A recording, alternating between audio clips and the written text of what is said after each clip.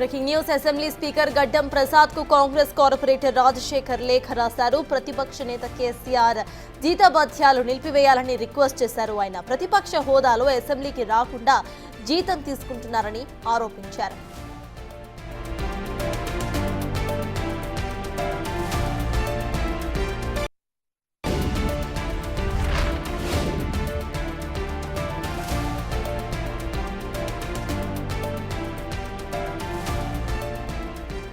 Assembly speaker గడ్డం ప్రసాద్ కు Congress corporator Rajasekhar లేఖ రాశారు.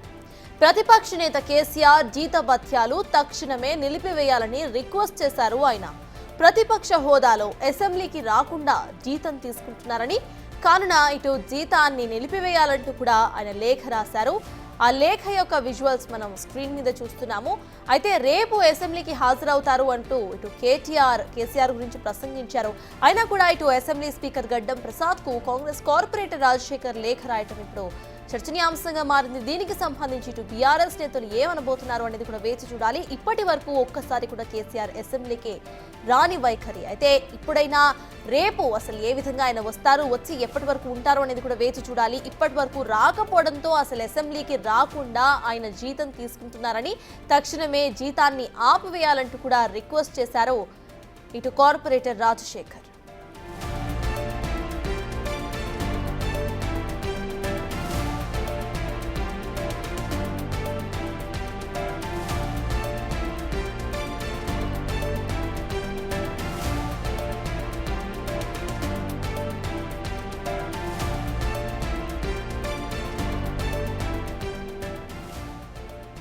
అసెంబ్లీ స్పీకర్ గడ్డం ప్రసాద్ కు కాంగ్రెస్ కార్పొరేటర్ రాజశేఖర్ లేఖ రాశారు. ఈ లేఖ యొక్క సారాంశం ప్రతిపక్ష నేత కేసీఆర్ జీతభత్యాలు నిలిపివేయాలని. అయితే దీనిని రిక్వెస్ట్ చేస్తూ కూడా ఆయన లేఖ రాశారు. ప్రతిపక్ష హోదాలో అసెంబ్లీకి రాకుండానే జీతం తీసుకుంటున్నారని ఆరోపిస్తున్నారు. ఆయన ఆరోపిస్తూ కూడా స్పీకర్ కు ఫిర్యాదు లేఖను అందజేశారు. ఆయన ఆ లేఖను మనం విజువల్స్ లో చూస్తున్నాము. అయితే ఇటు కేటీఆర్ ఇవాళ ప్రసంగిస్తూ కూడా కేసీఆర్ రేపు అసెంబ్లీకి రాబోతున్నారు అంటూ కూడా చెప్పారు. మరి కేసీఆర్ రేపు అసెంబ్లీకి వస్తారా, రారా? ఒకవేళ కనుక వస్తే గవర్నర్ స్పీచ్ అనంతరం కూడా ఆయన వెళ్ళిపోతారా, లేక వేచి ఉంటారా అనేది కూడా వేచి చూడాలి. మొత్తానికి ఇటు తెలంగాణలో అసెంబ్లీకు సంబంధించి కేసీఆర్ వస్తారా, రారా అనేది హాట్ టాపిక్ గా మారింది. దీనికి సంబంధించి అసెంబ్లీ స్పీకర్ గడ్డం ప్రసాద్ కు కాంగ్రెస్ కార్పొరేటర్ రాజశేఖర్ లేఖ రాశారు. తక్షణమే ఆయన జీతభత్యాలను నిలిపివేయాలని, ఇప్పటి వరకు అసెంబ్లీకి రాకుండానే ఆయన జీతం తీసుకుంటున్నారని, కాబట్టి జీతాన్ని నిలిపివేయాలంటూ కూడా స్పీకర్ గడ్డం ప్రసాద్ కు లేఖ రాశారు.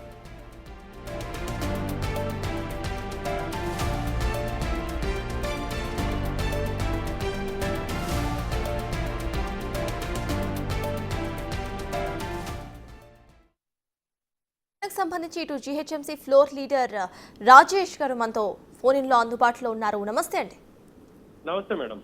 రైట్, మీరు ఇటు ప్రతిపక్ష నేత ఎవరైతే కేసీఆర్ ఉన్నారో ఆయన అసలు జీతభత్యాలు మొత్తం కూడా నిలిపివేయాలి అంటూ రిక్వెస్ట్ చేశారు. ఆ లేఖని ఎలా చూడాలంటారంటే, ఇప్పటి వరకు కేసీఆర్ రాకపోవడమే దీనికి కారణం అనుకోవాలా మేడం? ఈ రోజు రేపటి నుంచి కాదు మేడం, ఇప్పటివరకు జరిగిన పేమెంట్స్ అన్ని కూడా రికవరీ చేయాలి.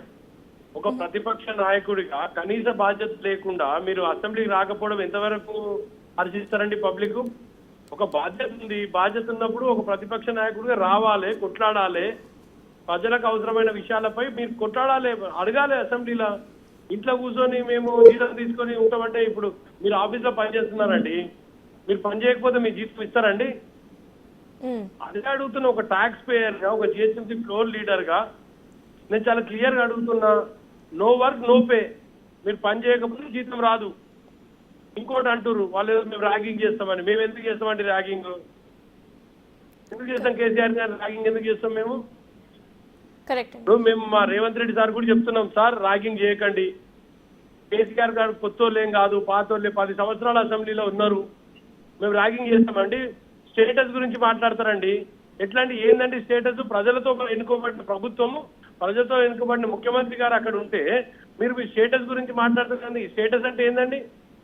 ప్రజల నుంచి ఎన్నుకోబడినామండి మనందరం కూడా. దానికి మీరు స్టేటస్ మాట్లాడితే ఎట్లండి? స్టేటస్ సరిపోకపోతే రిజైన్ చేసి ఇంకేదో రాష్ట్రంలో పోయి కొట్టాడని మీరు మరి మీకు స్టేటస్ సరిపోకపోతే మీరు రిజైన్ చేయండి. వద్దండి మరి. ఎందుకండి ఈ రాష్ట్రంలో మీరు ప్రతిపక్ష నాయకుడిగా మీరు ఫెయిల్ అయ్యారనే మీ జీతభత్యాలు కట్ చేయాలి, at the same time recovery చేయాలని కూడా అడుగుతున్నాను నేను. కరెక్ట్. అయితే రాజశేఖర్ గారు, అంటే ఇట్లాంటి ఒక ఆరోపణ ఎవరో ఒకళ్ళు చేసే ముందరే ఒకవేళ గనక కేసీఆర్ వచ్చేస్తే మంచిది అంటూ కూడా వాళ్ళు అనుకొని ఉంటారు అనుకోవాలా మనం? ఎందుకంటే ఇవాళే అనౌన్స్ కూడా చేశారు కేటీఆర్ రేపు కేసీఆర్ అసెంబ్లీకి వస్తారని. సో ఇలా వాళ్ళు ముందే మేడం రావాలంటున్నా నేను కోరుకున్నది కూడా అదే. నువ్వు అసెంబ్లీకి వస్తే తెలుసు కదా పులా పిల్లి అనేది. ఉత్తగా ఇంట్లో కూర్చొని మనం పులి పిల్లి అని మాట్లాడితే ఎట్లా అండి? ఇప్పుడు ఇది ఎట్లా తెలుసా అండి, అమ్మా పులికి అత్తలెక్క ఉందండి. గత మూడు అసెంబ్లీ సెషన్స్ నుంచి మేము అడుగుతూనే ఉన్నాము. 3 అసెంబ్లీ సెషన్స్ నుంచి అడుగుతూనే ఉన్నాం ఎందుకు రావట్లేదు కేసీఆర్ గారని. అమ్మా పులి కథ అయిందండి. వాళ్ళ కొడుకు చెప్తాడు, ఈయన రాకుండా అవుతాడు. ఎట్టకెళ్ళి అవుతుందండి ఇది? అమ్మ పులి వచ్చే కథ లెక్క ఉంది అది. నేను ఒకటే అడుగుతున్నా కేటీఆర్ గారు కాంగ్రెస్ పార్టీ మీ నాయనకు అండగా ఉంటుంది. కాంగ్రెస్ పార్టీ మీ నాయనకు అండగా ఉంటుంది. మీ నాయనకి ఇంత గాలి ఇట్లా మీ నాయన మీద ఇట్లా ఈగ కూడా వాళ్ళనియం మేము. మా రేవంత్ అన్న కూడా చెప్తాం ర్యాగింగ్ చేయకండి కేసీఆర్ గారిని అని. ఎందుకండి ఇంత మంచి అసెంబ్లీని ఒక 10 సంవత్సరాలు ముఖ్యమంత్రి చేసిన ఆయన వచ్చి మాకు సూచనలు ఇస్తే తప్ప మాకు బేరుషాలు లేవు. సూచనలు ఇస్తే తీసుకుంటాం, కరెక్ట్ సూచనలు ఉంటే ఖచ్చితంగా తీసుకుంటాం, ఇంప్లిమెంట్ కూడా చేస్తాం. రోడ్ లేకపోతే రోడ్ అడగండి, ఈ రోడ్లు వాడతలేమని చెప్పుర్రి. ప్రతిపక్షంగా మీ బాధ్యత లేదా కేసీఆర్ గారు? నేను కేటీఆర్ కూడా సూచిస్తున్నాను, నాయన ఏం భయపడుకుర్రి, మేము ఉన్నాం. కాంగ్రెస్ పార్టీ అండగా ఉంటుంది మీ నాయనకు. మీ నాయనను కాపాడుకునే బాధ్యత మాది. ర్యాగింగ్ చేయం. రైట్. ఫైనలీ ఒకవేళ రేపు వస్తారు అని అంటున్నారు కాబట్టి రేపు వచ్చి గవర్నర్ ప్రసంగం అనంతరం కూడా ఆయన వెళ్ళిపోతే మీకు ఓకేనా అండి, లేకపోతే ఆయన పూర్తిగా ఉండాలా? ఎందుకంటే చెప్పండి. ఇప్పుడు అటెండెన్స్ చేసి ఇప్పుడు మా జిహెచ్ఎంసీలో కూడా పొద్దున పూట స్వీపింగ్ స్టాఫ్ వస్తారండి. అటెండెన్స్ చేసి వెళ్ళిపోతాము అంటే జీతం ఇచ్చేయాలండి? డ్యూటీ పర్ఫామ్ చేయాలండి. మనకి ఇచ్చిన జీతానికి న్యాయం చేయాలి. మనకి ఇచ్చిన జీతానికి న్యాయం చేయకుండా మేము స్టేషన్ వెళ్ళిపోయినాం అంటే అది తప్పు కదండి. ఇప్పుడు మీరు వస్తారండి, మీరు లాగిన్ అయినాక మీరు సాయంత్రం వరకు మీరు జాబ్ చేసిపోతుర్రా, మీరు సైన్ చేసి వెళ్ళిపోతుర్రా? నేను అడిగేది అదే. ఇప్పుడు సైన్ చేసినప్పుడు రండి, జీతభత్యాలు మీకు గవర్నమెంట్ మా ట్యాక్సెస్ వల్ల వస్తున్నాయి కాబట్టి మాకు సరైన న్యాయం చేయండి అని కోరుకుంటున్నా నేను. మా పక్షాన పోరాడాలి కదా మీరు.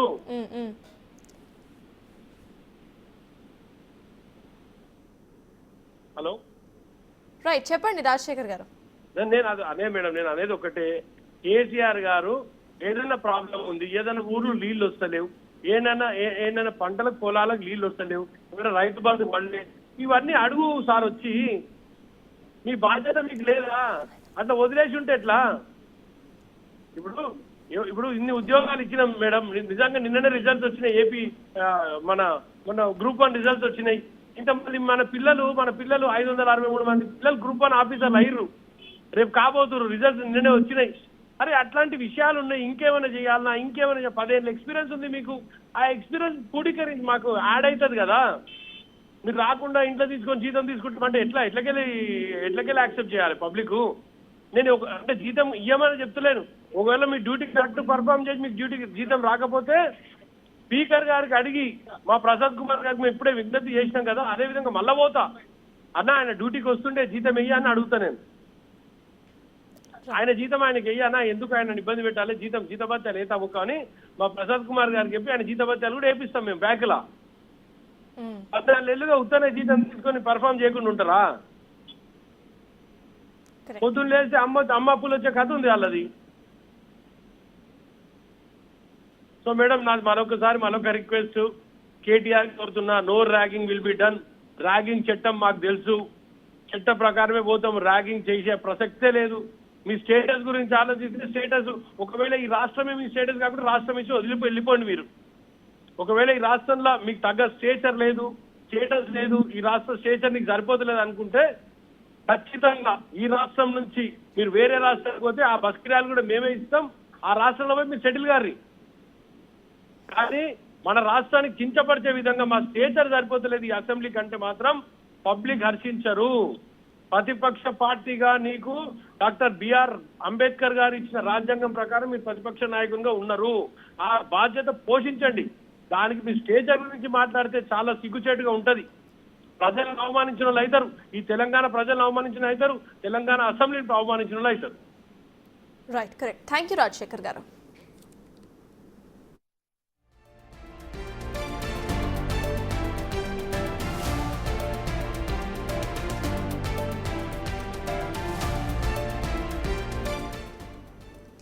సిఎస్ మొత్తానికి ఒక ట్యాక్స్ పేయర్ లాగా కూడా తాను ఆవేదన వ్యక్తం చేస్తున్నట్టుగా చెప్తున్నారు రాజశేఖర్. తను లేఖలో క్లియర్ గా ప్రతిపక్ష నేత అయిన కేసీఆర్ కు జీతభత్యాలు తక్షణమే నిలిపివేయాలంటూ రిక్వెస్ట్ చేసినట్టుగా తెలుపుతున్నారు. అయితే ఇప్పటి వరకు ఏదైతే జీతం ఉందో దాన్ని కూడా రికవరీ చేయాలంటూ కూడా ఆయన స్పీకర్ ను రిక్వెస్ట్ చేస్తున్నట్టుగా చెప్పారు.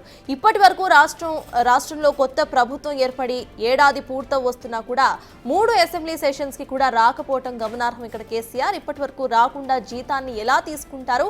సో తక్షణమే ఆ జీతాన్ని తిరిగి ఇచ్చేయాలి అంటూ కూడా ఆయన డిమాండ్ చేస్తున్నారు. అండ్ రేపు గనక ఆయన కేటీఆర్ చెప్పినట్టుగా కేసీఆర్ అసెంబ్లీకు హాజరైతే అటెండెన్స్ వేయించుకొని వెళ్లకుండా కరెక్ట్ గా ప్రతిపక్ష నేత హోదాని ఆయన తీసుకోవాలి, అసెంబ్లీకి వచ్చి ఆయన మాట్లాడాలి అంటూ కూడా ఆయన అంటున్నారు. మొత్తంగా ఇటు చూస్తున్నాం, అసెంబ్లీ స్పీకర్ గడ్డం ప్రసాద్ కు కాంగ్రెస్ కార్పొరేటర్ రాజశేఖర్ లేఖ రాశారు. ప్రతిపక్ష నేత అయిన కేసీఆర్ జీతభత్యాలు తక్షణమే నిలిపివేయాలని, ఇప్పటి వరకు ఇచ్చిన జీతాన్ని కూడా రికవరీ చేసుకోవాలి అంటూ కూడా ఆయన రిక్వెస్ట్ చేశారు.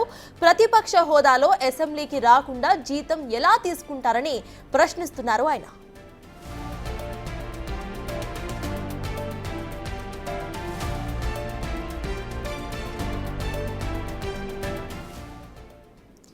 ఇదే అంశంపై మరిన్ని డీటెయిల్స్ మా ప్రతినిధి హేమ అందిస్తారు. హేమ, చెప్పండి, ఇటు అసెంబ్లీ స్పీకర్ గడ్డం ప్రసాద్ కు కార్పొరేటర్ రాజశేఖర్ లేఖ రాశారు. ఆయన మనతో మాట్లాడుతూ బిగ్ టీవీతో మాట్లాడుతూ కూడా చెప్పారు, ఇప్పటి వరకు ఆయన అసలు రాలేదు అసెంబ్లీకి, జీతాన్ని రికవరీ కూడా చేయాలి అంటూ ఆయన డిమాండ్ చేస్తున్నారు. సో దీనికి సంబంధించిన అప్డేట్స్ ఏంటి అసలు?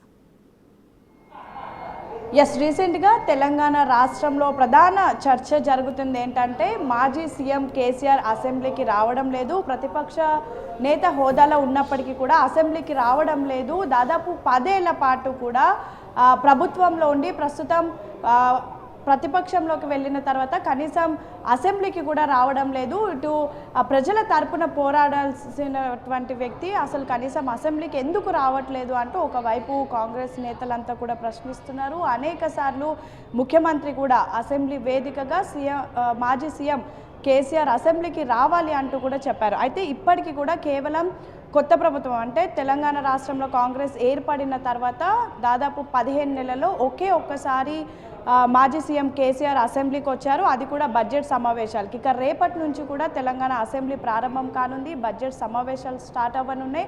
అయితే రేపు బడ్జెట్ ఉంటుంది, గవర్నర్ స్పీచ్ ఉంటుంది కాబట్టి ఏం మాట్లాడాల్సినటువంటి అవసరం ఉండదు, కేవలం వచ్చి కూర్చొని విని వెళ్ళిపోవచ్చు.